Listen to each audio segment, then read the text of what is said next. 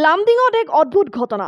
সাধাৰণ কণীক লৈ লামডিঙত দোকানী আৰু গ্ৰাহকৰ মাজত মাৰপিটৰ ঘটনা। গ্ৰাহকৰ প্ৰশ্ন, আপোনাৰ দোকানৰ কণী ভাল হ'বনে? আপোনাৰ দোকানৰ ডিমৰ ভিতৰটো কেনেকুৱা? দোকানীৰ উত্তৰ, মই কণীৰ ভিতৰত সোমাব নোৱাৰিম, আপোনাক বিক্ৰী নকৰো। গ্ৰাহকৰ প্ৰশ্ন, দোকানীৰ উত্তৰত আৰম্ভ কাজিয়া।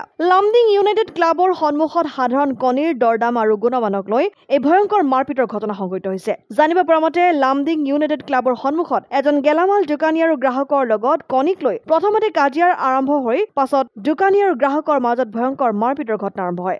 এজনে আনজনৰ বিৰুদ্ধে লামডিং থানাত এজাহাৰ দাখিল কৰিছে। অৱশ্যে লামডিং আৰক্ষীৰ তদন্তৰ পাছতহে ওলাব প্ৰকৃততে দোষী কোন।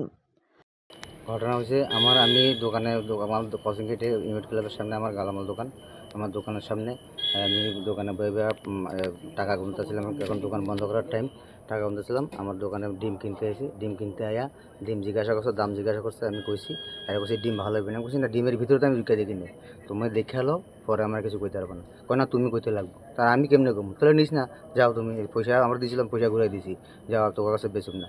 কেন বেচবি না? ওই মাথা গালাগালি বিশ্রী গালি করছে, দোকান বন্ধ কর, নয়তো সব ভেঙে ফেলে, সব টাইনা আসিসটা ভেঙে ফেলে দিয়েছে। ভেঙে ফেলে তারা দুই ভাই মিলে আমার এই যে মারছে, এই জায়গায় মারছে, এই মারছে।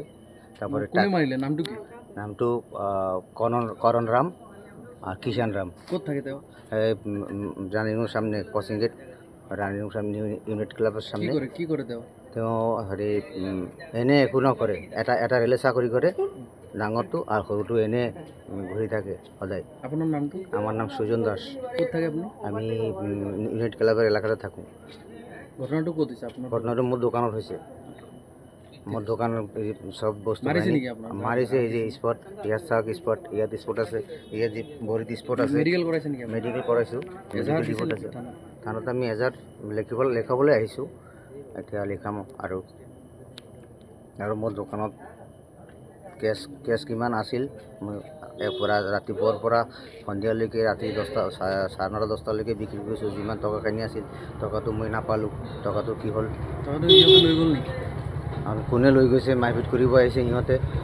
কেইজন আহিছে? দুজন আহিছে। প্ৰথমতে এজন আহিছে ডিম কিনিবলৈ, পিছে আৰু এজন আহিছে। এইটো হ'ল আমি ইয়াৰ আগত মোৰ দোকান পৰা বাকী খাইছিল।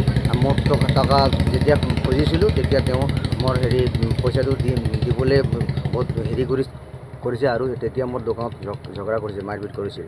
তাৰ পৰা মই বাকী নিদিওঁ। সেইকাৰণে এতিয়া আজিকালি মোৰ দোকানত বাকী নিদিওঁ বুলি সেইটো ৰেছ উঠাবলৈ আহিছে মোৰ। অসম আদিত্য, লামডিং।